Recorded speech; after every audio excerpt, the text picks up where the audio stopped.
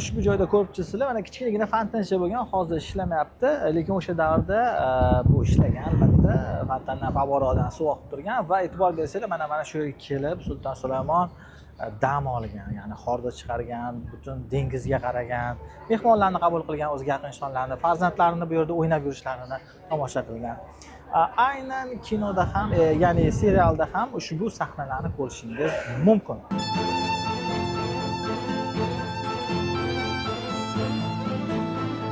Bekorga menimcha bu yerni tanlamagan Sulton Sulaymon ham, chunki haqiqatan bu yerdan turib butun bir Istanbulni vyusini, dengizni, shaharni ko'rish va haqiqatan dam olish mumkin.